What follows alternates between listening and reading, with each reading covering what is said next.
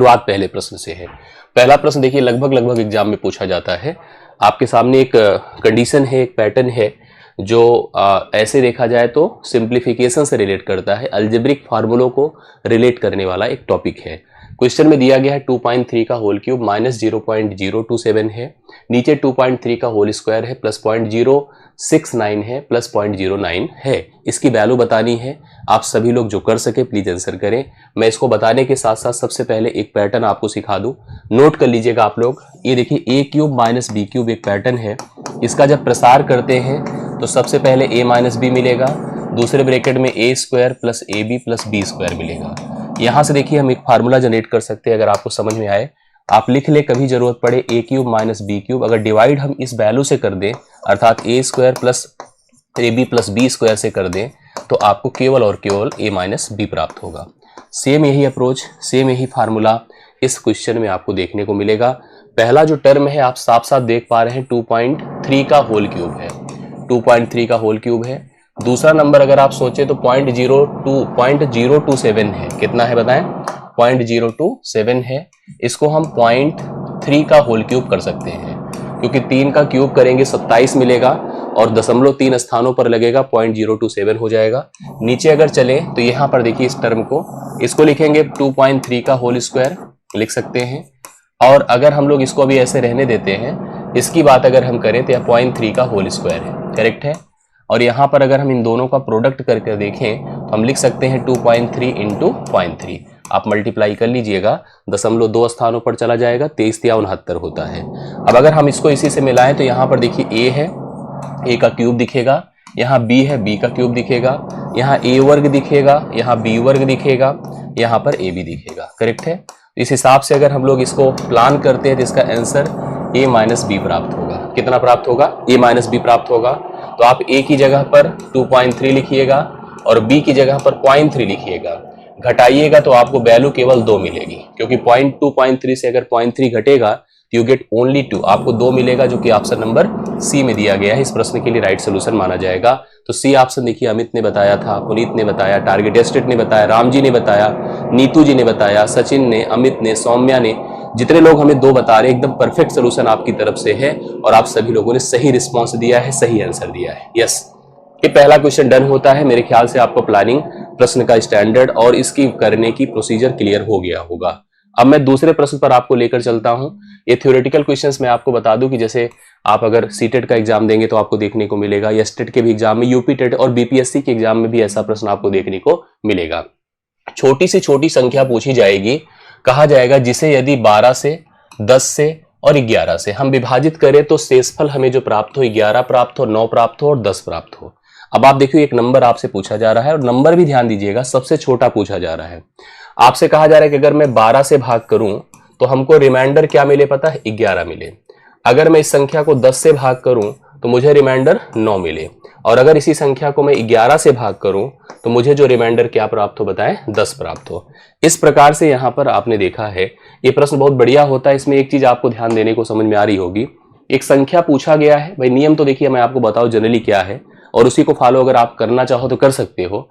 आपने नोटिस किया होगा कि ये सब भाजक हैं, ठीक है, ये भाजक हैं जो भाग देंगे और ये शेषफल है जो शेषफल प्राप्त होंगे। अब अगर शेषफल अलग अलग है, शेषफल अलग अलग है और शेषफल समान है तो 2 अलग अलग कंडीशंस बन जाती हैं। जैसे अगर शेषफल समान होता है तो हम सबसे पहले एक ऐसी संख्या ढूंढते हैं जो प्रत्येक से कट जाए और उसमें उस शेषफल को जोड़ देने से हम जहां आगे पहुंच जाते हैं वह नंबर हो जाता है। लेकिन जब शेषफल अलग अलग होता है तो स्थिति दूसरी बन जाती है। उसमें क्या सोचना पड़ता है, हम सोचने क्या, हमने जैसे देखा कि भाजक मेरा जब 12 था तो शेषफल 11 मिल रहा था, भाजक जब मेरा 10 था तो शेषफल 9 मिल रहा था, और भाजक जब 11 था शेषफल 10 मिल रहा था। अब मैंने जब इनका सबका चेंज देखा, मतलब डिफरेंस देखा, तो सब में एक एक का अंतर आया, सब में समान अंतर, एक एक का अंतर आपको देखने को मिला। आपने चीजों को अनुभव किया ना, समझ रहे हैं कि नहीं मेरी बातों को? ऐसी केस में भैया इन सब के लिए आपको एक संख्या ढूंढनी है, वह संख्या जो प्रत्येक से कट जाए और पहली संख्या हो, तो यह इन तीनों का क्या हो जाएगा पता है? एलसीएम हो जाएगा। हमें सबसे पहला यहां पर उद्देश्य ये रखना है कि हमें यहां पर क्या करना है पता है? यहां पर हमें सबसे पहले तीनों का एलसीएम फाइंड करना चाहिए, और जब मैं तीनों का एलसीएम फाइंड करूंगा तीनों का एलसीएम, इन दोनों का एलसीएम 12 और 10 का तो 60 होगा। 60 को अगर मैं 11 से गुणा करूंगा तो 600 कितना हो जाएगा पता है? 660 होगा। वह संख्या जो सबसे कट जाएगी, सबसे छोटी संख्या कहलाएगी, वह संख्या आपकी 660 हो जाएगी। अगर 660 वह संख्या है जो प्रत्येक से कट जा रही, मैं इसका दूसरा भी तरीका आपको बताता हूं, डायरेक्ट आप ऑप्शन से भी जाके कर सकते थे। अब जैसे मैंने कहा था कि शेषफल अगर सेम आता तो हम लोग क्या करते, उस सेम शेषफल को जोड़ देते, तब जाकर के आंसर मिल जाता। और शेषफल सबका अलग अलग आया है, लेकिन हमने देखा कि भाजक और शेषफल में सब में अंतर बराबर है, तो उस अंतर को इससे घटा भर दीजिए। अंतर को जब घटाएंगे तो 659 हो जाएगा। अब 659 वह संख्या अगर आप चेक करना चाहो तो चेक कर लीजिए, वह संख्या क्या होगी पता है? प्रत्येक से जब भाग दी जाएगी, जब आप 12 से भाग करेंगे तो शेषफल 11 मिलेगा, 10 से भाग करेंगे तो शेषफल आपको 9 मिलेगा, और 11 से भाग करने पर शेषफल आपको कितना मिलेगा? 10। इस प्रश्न का उत्तर आपको 659 मिलेगा। एक इसका दूसरा भी तरीका था कि सबसे पहला काम आपको भाजक और शेषफल का डिफरेंस निकालना था, मैंने निकाल लिया। अब हमको इस डिफरेंस को, हमारे दिमाग में चल रहा था कि शेषफल भाजक का अंतर तो चलो ठीक है, शेषफल सबका अलग अलग है। इसका मतलब जो एलसीएम होता है, जो कटने वाली संख्या होती है, उससे हम पहले रहते हैं, पीछे रहते हैं। अब पीछे रहने के लिए आपको क्या करना है? इस अंतर को सबसे घटा दीजिए। अगर घटाएंगे तो यह 328 हो जाएगा। जैसे अगर आप इसको घटा के देखिए 328 हो गया, इसको घटा के देखिए अगर एक तो 660 हो गया, इसको घटा के देखिए तो 600 आपका कितना हो गया बताइए? जैसे अगर सॉरी घट के आया है ना, तो घट के आया तो आपको घटाना नहीं, आपको जोड़ना है। घट के आया तो जोड़ना है। जब इसमें एक जोड़ेंगे तो 330 हो जाएगा। 300 कितना हो जाएगा? 30। ध्यान से मेरी बात को सुनिएगा। 330 हो जाएगा। एक जोड़ने पर 662 हो जाएगा, एक जोड़ने से 660 हो जाएगा, और एक जोड़ने से 332 हो जाएगा। अब डिविजिबिलिटी पर हम जा सकते थे। डिविजिबिलिटी मतलब कौन कौन सी डिविजिबिलिटी? जैसे हमको काटना किससे है? 12 से, 10 से और 11 से। भाई 10 से कोई संख्या तभी कटती है जब उसके अंत में 0 होता है। तो ए ऑप्शन भी गया और ए ऑप्शन भी गया, बच रहे हैं दोनों ऑप्शंस। 330 है और ये अपना 660 है। अब सोचो, अगर कोई संख्या 12 से कटेगी तो वह 4 से भी कटेगी, 3 से भी कटेगी। पता चला कि 4 से यह संख्या नहीं कटेगी, क्योंकि इसके अंतिम 2 अंक 4 से नहीं कट रहे हैं, तो यह ऑप्शन भी आपका चला गया। केवल ले देकर यही ऑप्शन आपका उत्तर बना। तो आप ऐसे भी जा सकते थे और जो प्रोसीजर मैंने बताया उससे भी जा सकते थे।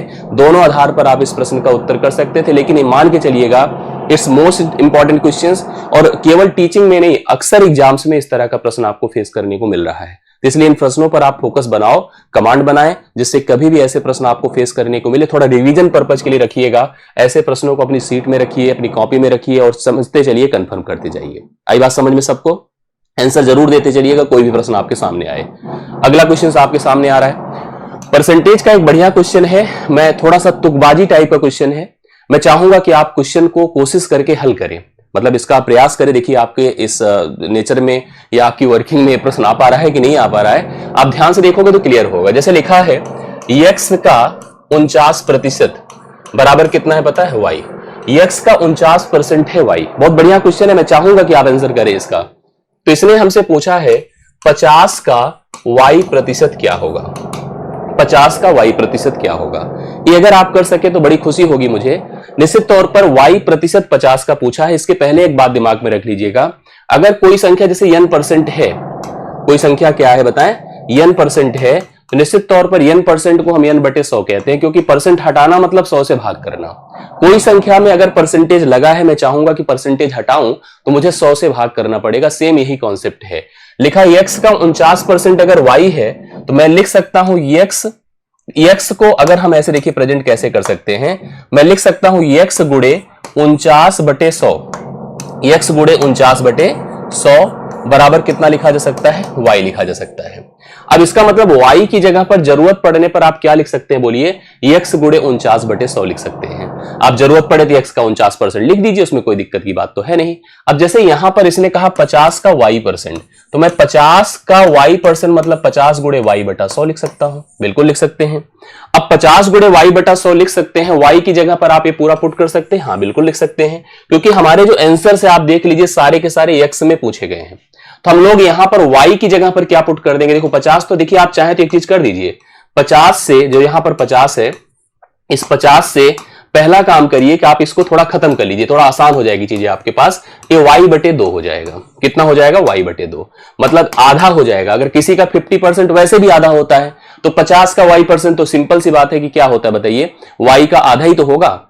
जैसे अगर आपको मन में भी डाउट होता है, मैं आपको बताऊं, कभी लिखा रहे y का 50% या लिखा हो 50 का y%, बात एक ही है, गलत नहीं होता, अलग अलग नहीं होता है, एक ही चीज होता है। चलिए इसको समझिए, ए लिखा y का y बटा 2, y की जगह पर आप क्या पुट कर सकते हैं बोलिए, y की जगह मैं पुट कर सकता हूं x गुणे 49 बटे 100, और यहां पर 2 है तो 2 चला ही जाएगा, 2 चला जाएगा कि नहीं, यस। और एक चीज दिमाग में रखिएगा, हम इस 100 को साथ कुछ करना नहीं चाहते, 100 को लगा के रखना चाहते हैं, क्योंकि सारे में परसेंटेज का उपयोग करके दिया है। तो मैं इससे इसको डिवाइड कर देता हूं। जब डिवाइड आप करेंगे तो 2 दूना 4, 2 चौके 8, 24.5 हो जाएगा। मैं अब लिख क्या सकता हूं बोलिए, 24.5 का x%। क्यों बताइए, क्योंकि आप इसको थोड़ा सा ऐसे प्लान कर लीजिए, देखिए कितना हो जाएगा। इसको आप लिख सकते हैं, यहां पर मैंने लिखा 24.5 और गुणे अगर सोचो तो x है बटा 100 है, और x बटे 100 को आप x% लिख सकते हैं कि नहीं, बिल्कुल। तो लिखिए 24.5 का x% आप इसको ऐसे लिख सकते हैं। और यह देखिए इसी तरह का अप्रोच है। अब 24.5 का x% लिख दो, या 24.5% का x भी लिख सकते हैं, ठीक है, x भी लिख सकते हैं। तो आप इस यहां पर देखिए 24.5% आप x है, और यही इस प्रश्न का उत्तर। देखिए डाउट में कुछ लोग इसके पर भी जा सकते थे, जो गलत हो जाएगा। अगर आपने डी ऑप्शन लगाया तो इस प्रश्न का सही उत्तर है। बढ़िया क्वेश्चन है, मैं समझ रहा हूं इस चीज को कि बहुत सारे लोग इधर उधर में इसकी गलती किए होंगे, इधर उधर में कंफ्यूज हुए होंगे, लेकिन अगर ध्यान से आपने सोचा होगा तो आप इस प्रश्न का उत्तर दे सकते हो। 24.5% ऑफ x का, आप इसको उल्टा भी पढ़ लो, x का 24.5% एक ही बात है, दोनों में कोई डिफरेंस नहीं है, सेम ही है। अगर x लगा रहे हैं तो सही है, अगर y लगाया तो गलत है। आपको क्या लगाना है, x, करेक्ट है ना। तो हमें उस y को x के टर्म में लाना था। परसेंटेज पर बहुत ध्यान से समझिएगा चीजों को, कि अगर कोई संख्या, ध्यान से मेरी बात को सुनिएगा, अगर कोई संख्या परसेंट के साथ लिखी है तो आप उसे बटा 100 कर सकते हैं, या अगर कोई बटे के साथ लिखा है, जैसे n बटे 100 लिखा है, तो मैं इसे n% लिख सकता हूं। अपनी जरूरत के हिसाब से उपयोग कर लीजिए, क्योंकि संख्या को परसेंट में लिखने के लिए 100 से गुणा करते हैं, और परसेंट को संख्या में लिखने के लिए 100 से भाग करते हैं, यही प्रोसीजर होता है। समझ रहे हैं, चलिए आगे बढ़ते हैं। चौथा नंबर देखिएगा प्रश्न शानदार से, एक वस्तु 12% की हानि पर बेची जाती है। हानि लाभ क्या होता है बताओ, कहते हैं ना जीवन तो सब ऐसे ही, हानि लाभ जीवन मरण सब हानि लाभ क्या होता है, जैसे हमने कोई इन्वेस्टमेंट किया, हमने कोई लागत लगाई, हमने कोई निवेश किया, हम निवेश से जब ज्यादा पाते हैं बेचकर किसी चीज को तो हमें लाभ होता है, और निवेश से जब हम कम पाते हैं तो हम हानि पर चले जाते हैं। हमारा निवेश परसेंट के हिसाब से हमेशा 100% होता है। ये हमारा निवेश है, ये हमारा निवेश है, और यह 100% होता है। अगर हम 100% से कम में बेचेंगे कोई सामान तो हमें हानि होगी, और ज्यादा में बेचेंगे तो क्या होगा, फायदा होगा। यही कॉन्सेप्ट होता है। बताइए आप सभी लोग, एक वस्तु जब 12% की हानि पर बेची गई, अगर हम 12% कम कर दे तो 88% पर पहुंच गए, 88% पर बेची गई। यदि इसे 49 रुपए अधिक मूल्य पर बेचा जाता, अगर हम इसमें 49 जोड़ देते, अब परसेंट में तो जोड़ नहीं सकता हूं, 49 रुपए अधिक में बेचते तो मुझे 2% का लाभ हो जाता, अर्थात 102% प्राप्त हो जाता। ठीक है, अब हमसे प्रश्न क्या पूछा है बताइए, हमसे पूछा है वस्तु का क्रय मूल्य, मतलब 100% का मान आपको बताना है। सबसे पहले आप देखो, यहां से 12 कम हुआ है, यहां 2 ज्यादा हुआ है, यही हुआ है ना। तो इन दोनों परसेंटेज के बीच डिफरेंस कितने का आ रहा है बोलिए। अगर जैसे हम यहां बीच में खड़े हैं, देख रहे हैं चारों तरफ, और मैंने इधर देखा कि मेरे से 12 कम है, ये मेरे से 2 ज्यादा है, यही खड़ा कर दो मुझे। 12 से 2, मुझसे 12 कम, मुझसे 2 ज्यादा, उन दोनों के बीच का जो अंतर होगा वो 14% का होगा। कितने का, 14% का। और यह जो 14% का डिफरेंस है, कितनी मार्जिन तय कर रहा है, 49 की मार्जिन तय कर रहा है। लिखिए 49, 14% बराबर 49। अब आपसे इस प्रश्न में पूछा क्या है, हमसे इस प्रश्न में पूछा है कि इसका निवेश अर्थात 100% का मान बता दो। 100% अर्थात इसका जो निवेश था, लागत थी, उसका मान पूछा गया। देखिए कैसे निकलेगा, परसेंट से गया, 7 दूना 14 होता है, 7 सत्ते 49 होता है, 2 से करिए 50 हो गया, 50 को 7 से गुणा कर दे, तुलना कर रहे हैं, सिंपल सी बात है, 30 7 पचे 35, 350 रुपए होगा। ये उस वस्तु का क्रय मूल्य है। 350 इस वस्तु का, 50 होगा भाई, 25 नहीं होगा, 350 रुपए होगा, 5 सत्ते 35। देखिए मैंने सही किया है, 14% का डिफरेंस आ रहा था, इधर और इधर में अगर 12 दो जोड़ दिया 14 का, 14% बराबर अगर 49 है तो 100% बराबर क्या है, 7 दूना 14, 7 सत्ते 49, 2 से किया 50, 7 पचे 35, 350 होगा। जो लोग 325 किए हैं भाई सुधार ले, वो गलत है, 350 राइट सोल्यूशन होगा जो डी ऑप्शन में है। और ऐसे जब वैरायटी आप क्वेश्चंस आप एक साथ करते हैं तो आपके लिए ये बहुत ही हेल्पफुल होता है। मेरी बात मानिए इस चीज को, जब जरूरत पड़ेगी, और जरूरत क्या है, हमारी प्लानिंग का हिस्सा रहेगा कि हमें कब कॉन्सेप्चुअल क्लास लेनी है, कब हमें जो है इस तरह से प्रैक्टिस करानी है। बस आप रेगुलर बिहाफ पर रहिए, हम रेगुलर बिहाफ पर रहेंगे, ये वादा है आपको, ठीक है। चलिए आई बातें समझ में सबको, ये चौथा नंबर डन होता है। अब आइए पांचवें पर। इस तरह के प्रश्न मिलेंगे भिन्न में, भिन्न का एक पूरा वैरायटी, पूरा कॉन्सेप्ट ही आपको मैं समझाऊंगा अलग से एक सेशन से लेकर के, लेकिन अभी इतना कंफर्टेबल आप हो जाएंगे इस प्रश्न को देख करके कि दिक्कत नहीं होगी। निम्नलिखित में कौन सा भिन्न पीआरटी लेवल का क्वेश्चन है? पीआरटी के जितने एग्जाम 1 से 5 के हो सकते हैं, कहीं भी पूछा जा सकता है। अभी इसमें वैरायटी बढ़ सकती है, थोड़ा स्तरीय हो सकता है, कंफ्यूजन दे सकता है, लेकिन ये तो फिलहाल बहुत ईजी है। निम्न में कौन सा भिन्न सबसे छोटा है? हम लोग स्कूल का याद करें, जब भिन्नों की तुलना करते थे, 2 से ज्यादा भिन्न होते थे तो हम लोग सिंपल सा जाते थे, एलसीएम लेते थे। एलसीएम लेते थे भाई, यहां तो टफ है, एलसीएम नहीं लिया जा सकता। तो यहां पर हम करेंगे क्या, हम लोग 2-3 चीजें चेक करते हैं। एक तो सबसे पहले हम हर चेक करते हैं, हर। अगर सबके हर बराबर हो उससे बेहतर कुछ नहीं होता है। हर अगर समान है तो जिसका अंश बड़ा वह भिन्न बड़ा, जिसका अंश छोटा वह भिन्न छोटा। दूसरा भी हम चेक करते हैं, अगर अंश बराबर है तो हर चेक करते हैं, हर जिसका छोटा होगा वह भिन्न बड़ा होता है और जिसका बड़ा होता है वह भिन्न छोटा होता है। अब ना तो अंश बराबर ना तो हर बराबर, कोई चीज तो बराबर नहीं इक्वली सब में, तो हम अंश हर का अंतर चेक करते हैं। लेकिन इसके साथ साथ एक चीज और हमने चेक किया है, मैं उसको कहो तो रिवील करूं। क्या चेक किया पता है? ये जितने भी भिन्न हैं इस सब के सब प्रॉपर फ्रैक्शन है। प्रॉपर का अलग नियम होता है, थोड़ा सा इसमें कंफ्यूज कर सकते हैं, थोड़ा सा नहीं काफी लोगों को कंफ्यूजन हो सकती है।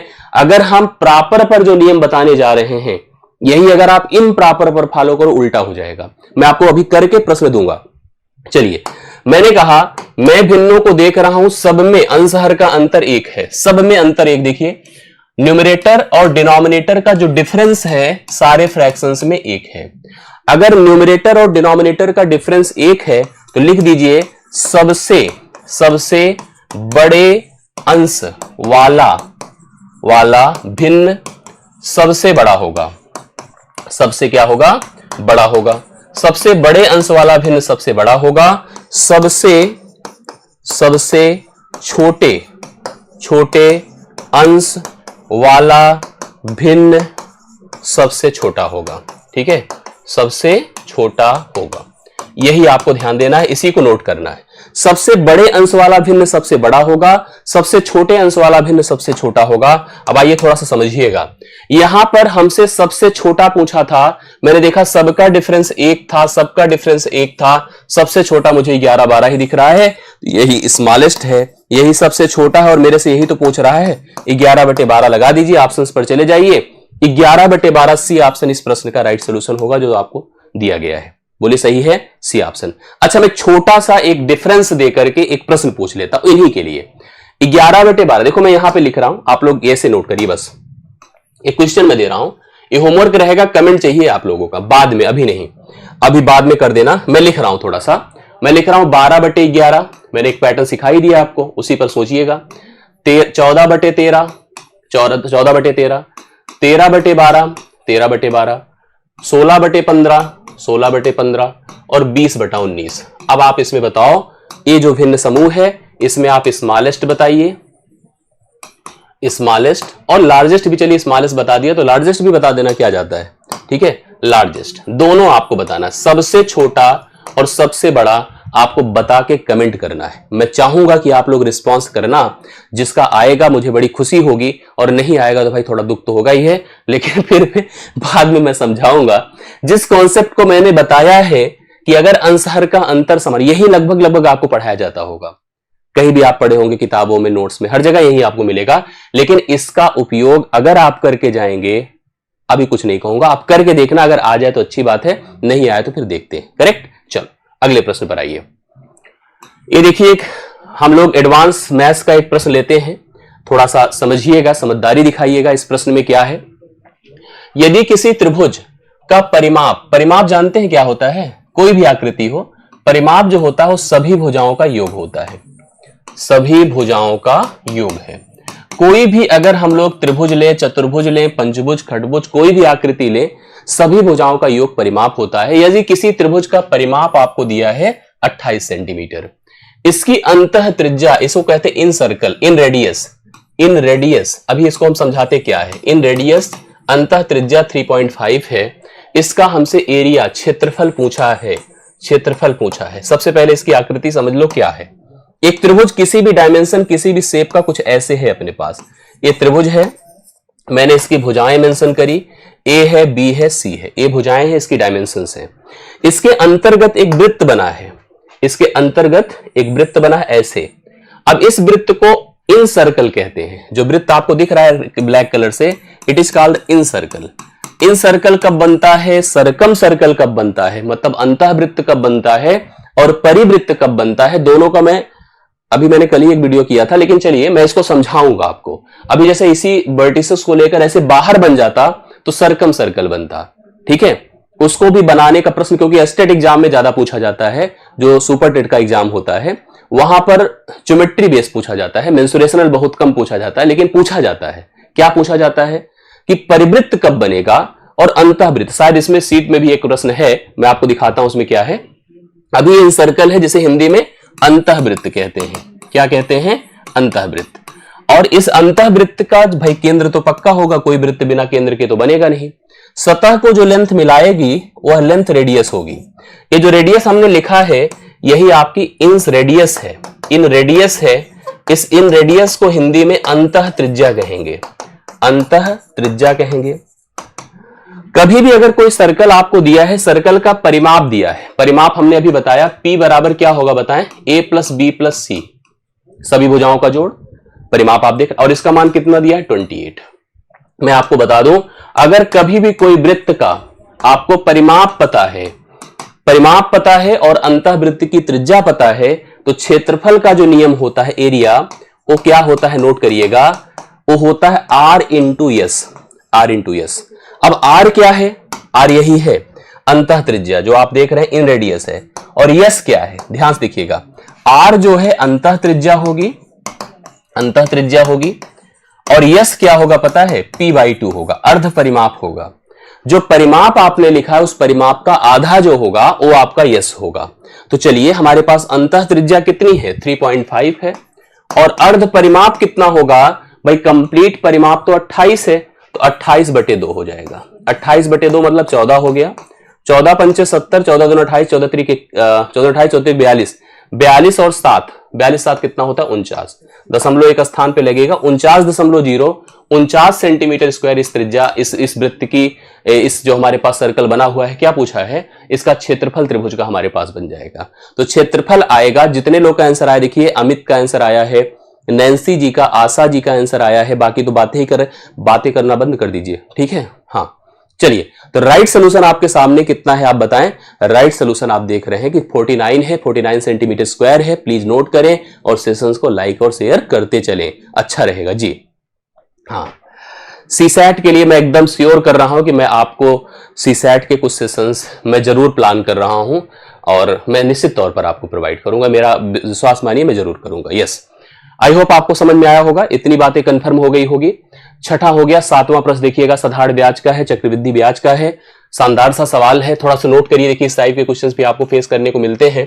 साधारण ब्याज की एक निश्चित दर पर कोई धन 20 वर्ष में दोगुना हो जाता है।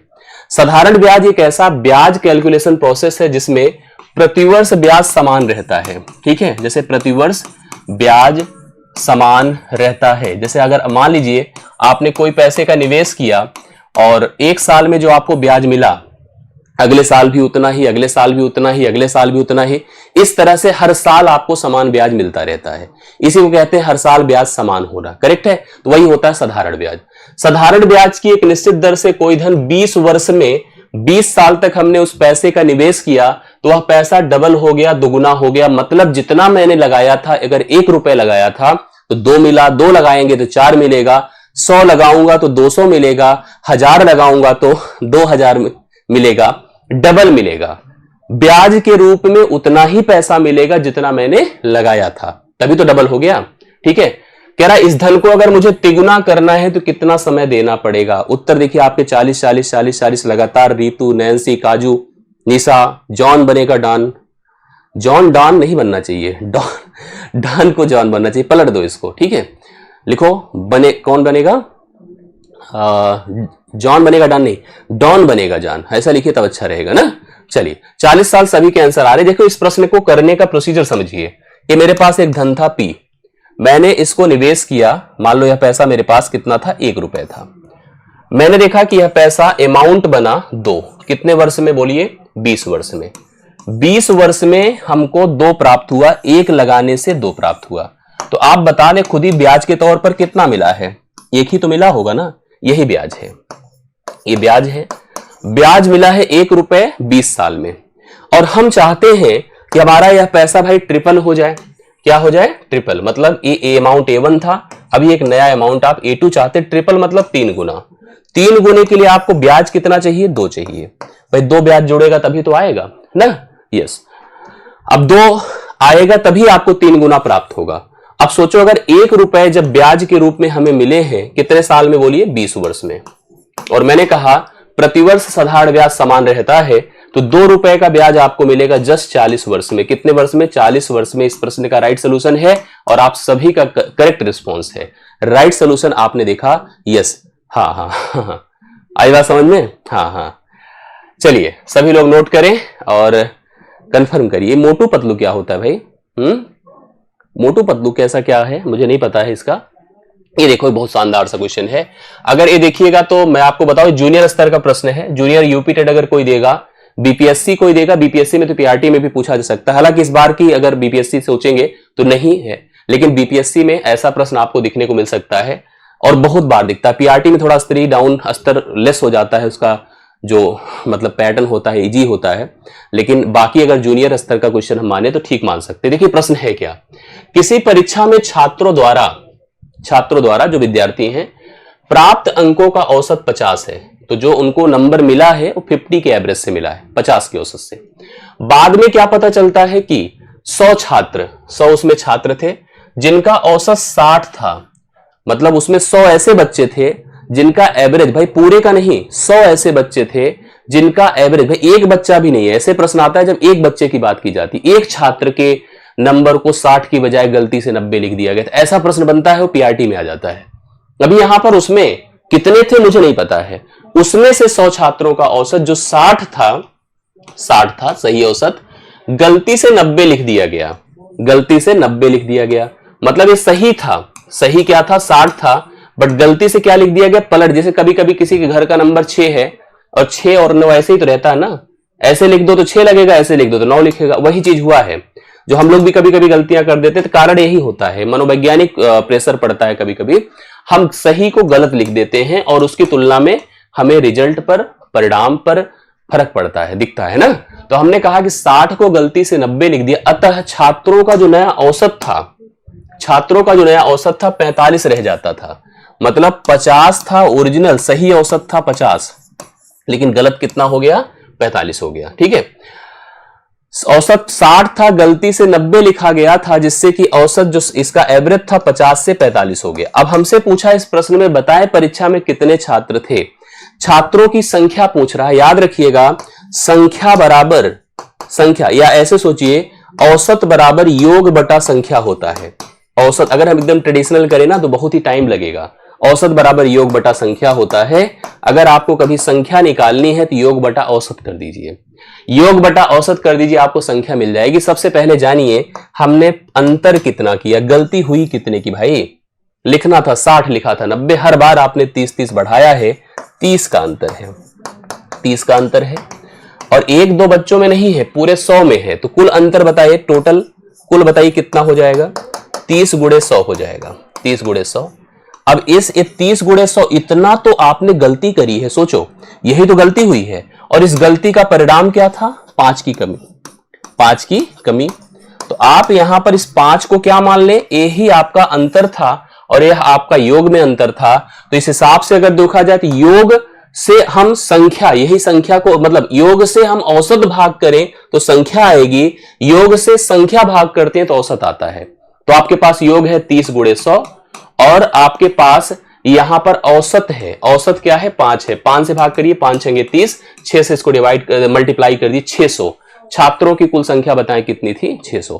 तो 600 इस प्रश्न का राइट सोल्यूशन है, 8वें का करेक्ट हल आप लोग नोट करें। सही उत्तर आपका बनकर सामने है, बिल्कुल आंसर आप लोग उतार लीजिएगा। मेरे ख्याल से आपको समझ में आ गया होगा यह पैटर्न, यह कॉन्सेप्ट, और इस तरह के प्रश्न आप एग्जाम में आराम से कर पाएंगे। चलिए अगले पर चलिएगा। देखिए मैं आपसे कह रहा था यह पूरी तरह से यूपी एस्टेट एग्जाम से रिलेट करता है। अगर प्राइमरी की परीक्षा आप एस्टेट एग्जाम का दे रहे हैं तो आप इसको जरूर टारगेट करिएगा। थोड़ा सा स्तर बढ़ा दिया जाए तो यहां पर यूपी टेट जूनियर भी बन जाएगा।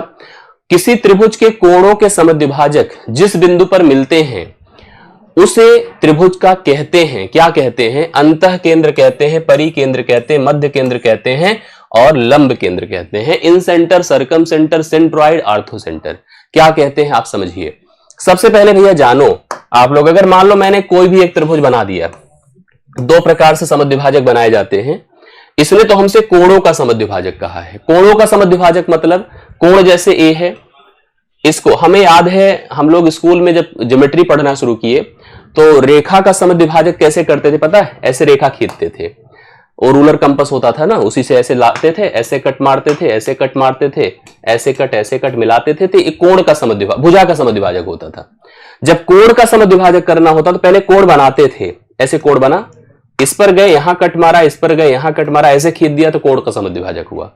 ऐसे इस कोण का समद्विभाजक, इस कोण का समद्विभाजक और इस कोण का समद्विभाजक, ये हुआ कोणों का समद्विभाजक। इनका इंटरसेक्शन हुआ और इस इंटरसेक्शन को अभी हम थोड़ी देर पहले पढ़ा के आए हैं। अगर इसको एग्जैक्ट यह लेंथ ले लें, यह लेंथ ले लें, यह लेंथ रेडियस के तौर पर ऐसे मिला दें तो जो सर्कल बनेगा इन सर्कल बनेगा। क्या बनेगा? इन सर्कल। इन सर्कल को अंतःवृत्त कहेंगे। क्या कहेंगे? अंतःवृत्त। जिस देखो इस त्रिभुज क्या कहा हमने, उसे त्रिभुज का अंतःवृत्त कहते हैं। क्या कहेंगे? अंतःवृत्त कहेंगे। ध्यान रखिएगा, ये देखिए अंतःवृत्त, और जहां पे इंटरसेक्टर होगा भाई, जहां पे इंटरसेक्ट करेगा वह पॉइंट क्या कहलाएगा बताइए? अंतः केंद्र कहा जाएगा। जो पॉइंट बनकर आया that is called the in radius. Inradius अभी डिस्कस किया था इस पर हम लोगों ने। अंतः केंद्र कहते हैं। क्या कहते हैं? अंतः केंद्र कहते हैं, इसे अंतः केंद्र कहते हैं। अब इस पे एक प्रश्न और आप जान लीजिए, वो भी जरूरत का है, वो भी आप लोग को सीख लेना चाहिए, जान लेना चाहिए। ध्यान से देखिएगा, मैं आपको क्लियर करता हूं। देखिए आप लोग जैसे मान लीजिए फिर से कोई एक त्रिभुज ले लें। अभी मैंने जैसे कोणों के समद्विभाजक से आपको समझाया, भुजाओं का जब समद्विभाजक करते हैं तो कैसे करते? देखिए ऐसे पॉइंट लिया, यहां कट मारा, एक कट मारा, यहां कट मारा, ऐसे मिला दिया, भुजा का समद्विभाजक, फिर ऐसे भुजा का समद्विभाजक, फिर ऐसे भुजा का समद्विभाजक। और यहां पर जो इंटरसेक्शन होगा, अगर हम इससे इसको सेंटर लेकर ए रेडियस ले लें और घुमाएंगे तो ए सर्कल आपको प्राप्त होगा। अब मेरे से अच्छे से बना नहीं, लेकिन इस सर्कल को आप सरकम सर्कल कहते हैं। सरकम सर्कल, इसको हिंदी में कहते हैं परिवृत्त। क्या कहते हैं? परिवृत्त। और इस समय जो इसका केंद्र बनकर आता है वह आपका सरकम रेडियस कहलाता है। ठीक है, अंग्रेजी में क्या कहलाता है? सरकम रेडियस। सरकम रेडियस को आप कहते हैं परित्रिज्या। ठीक है, जिसे अंतः केंद्र बना, इसे परिकेंद्र बना, सॉरी, इस समय जो बना वो परिकेंद्र कहलाया। क्या कहलाया? परिकेंद्र कहलाया। ये है, समझ में आ रही बातें? एक चीज और दिमाग में रख लीजिएगा। ऐसे फिर से हमने कहा कि चलो हमने कोई त्रिभुज लिया, ध्यान से मेरी बात को सुनिएगा। हमने प्रत्येक शीर्ष बिंदु से, शीर्ष बिंदु ही है ये सब त्रिभुज के, प्रत्येक शीर्ष बिंदु से हमने भुजाओं को दो बराबर भागों में मिलाने वाली रेखा ऐसे डिवाइड कर दी। देखिए जैसे ई डी बनाया, ऐसे ले गए, ई बनाया। अब ये जो रेखाएं बन रही है क्या है पता है? मीडियन है। ये क्या है? मीडियन है। ये मैंने क्लास में पढ़ाया है। और इस समय जो केंद्र बनेगा वह सेंट्रॉइड कहलाता है। इस समय जो भुजा बनी एडी बीई, जिसने जाकर के विपरीत भुजा को दो बराबर भागों में बांटा, वह आपका मीडियन कहलाया। और उनका जो इंटरसेक्शन बनेगा वह सेंट्रॉइड कहलाएगा। सेंट्रॉइड का मतलब केंद्रक कहलाएगा। क्या कहलाएगा? केंद्रक। इसी समय एक चीज और जान लीजिएगा, अगर कभी एक त्रिभुज ऐसे ले लीजिए, आप ऐसे जनरली कोई भी ऐसे ले लीजिए, और आपने क्या किया, प्रत्येक शीर्ष बिंदु से इस पर एक लंब डाला, ये सारी भुजाएं लंब कहलाती हैं और इनका जो सेंटर बनेगा वो आर्थो सेंटर कहलाता है। आर्थो सेंटर को हम हिंदी में लंब केंद्र कहते हैं। ठीक है, लंब केंद्र कहते हैं। यही वो 4 ऑप्शंस दिया था और बहुत इंपॉर्टेंट है सारी चीजें। मतलब एक तरह से ध्यान में रखिएगा जो मैंने आपको पॉइंट सारे बताए। ऐसे देखिएगा, अंतः केंद्र कब बनेगा? कोणों के समद्विभाजकों को मिलाने से जो रेखा प्राप्त होगी, जो जहां पे मिलान बिंदु होगा, वह आपका अंतः केंद्र बनाएगा। भुजाओं के समद्विभाजकों को मिलाने से जो मिलान बिंदु होगा, इंटरसेक्टिंग पॉइंट होगा, वो आपका परित्रिज्या परिकेंद्र बनाएगा। जब मीडियंस माध्यिकाओं का जो इंटरसेक्टिंग पॉइंट होगा, उसको मिलाने से सेंट्रॉइड केंद्रक बनेगा। और लंबों का जहां पे इंटरसेक्टिंग पॉइंट्स होगा, उसको मिलाने से लंब केंद्र बनेगा, आर्थो सेंटर बनेगा। ये बहुत इंपॉर्टेंट है, आप चारों चीजें समझ लीजिएगा, इसको चारों को समझ लीजिएगा। कोई भी थ्योरी दे करके वहां पर आपसे पूछा जा सकता था, इसलिए बहुत ही अच्छे से इसको क्लियर करिए। यस, हाँ बिल्कुल, आप कनेक्ट करिए, बहुत बढ़िया। चलिए अब आगे देखिएगा, 9 नंबर कर दिया और हम आज की क्लास का अंतिम प्रश्न करेंगे, क्योंकि हम आज 10 का टारगेट लेकर चल रहे हैं। ज्यादा नहीं, उतना पढ़ें, इफेक्टिवली पढ़ें और क्लियर करें। ये सारी चीजें आपको टारगेट करके रखना है। और अच्छे से देखिए, लास्ट क्वेश्चंस को हम लोग कवर करते हैं, फिर देखिए आप समझिए क्या लिखा है। 800 आदमी होते हैं, 800 आदमी किसी एक ग्रुप में होते हैं। समझिएगा, किसी काम को 30 दिनों में पूरा करने के लिए कमिटेड होते हैं या कमिटमेंट करते हैं। कहते हैं कि हम 30 दिन में पूरा कर लेंगे कोई काम। 12 दिन काम करने के बाद 80 आदमी काम छोड़ देते हैं। 80 आदमी कहते हैं हम काम नहीं करेंगे, हम जा रहे हैं। बाकी बचे लोगों द्वारा शेष काम को कितने दिनों में पूरा किया जा सकता है? बढ़िया तो है। आप एक फार्मूला याद रखिएगा, एक मसाला सुना होगा MDH, उस फार्मूले का उपयोग समझिएगा। M1D1H1 डिवाइड बाई W1R1 बराबर M2D2H2 डिवाइड बाई W2R2। जैसे क्या होता है कि अगर हम कुछ पुरुष हैं, कुछ पर्सन्स हैं, कुछ मशीनें हैं, जो लोग किसी काम को कुछ घंटे करके कुछ दिनों में पूरा करती हैं, तो कुछ अन्य पुरुष, कुछ अन्य लोग उसी काम के कुछ भाग को कुछ अन्य घंटे करके कितने दिनों में पूरा कर पाएंगे?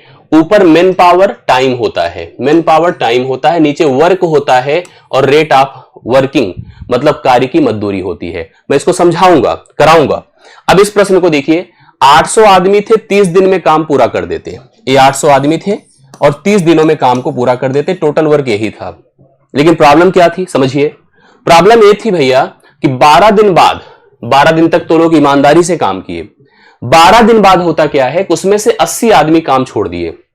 80 आदमी काम छोड़ दिए।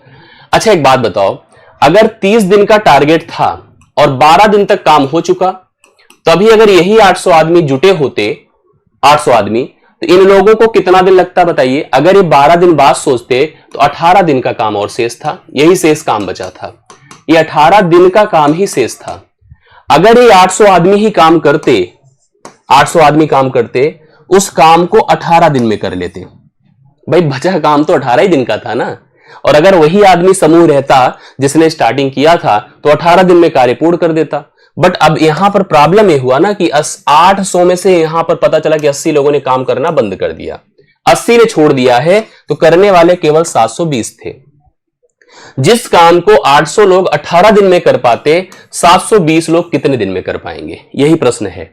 आइए बताइए, जिस काम को 800 लोग 18 दिनों में कर पाते, उसी काम को 720 लोग कितने दिनों में कर पाएंगे? एक शून्य खत्म कर दीजिए, 18 चौके 72 होता है, 4 से इसको डिवाइड करिए 20 दिनों में कर पाएंगे। उस काम को ये लोग 20 दिनों में कर पाएंगे। ऑप्शन नंबर बी इस प्रश्न का राइट सोल्यूशन है। ये राइट सोल्यूशन है।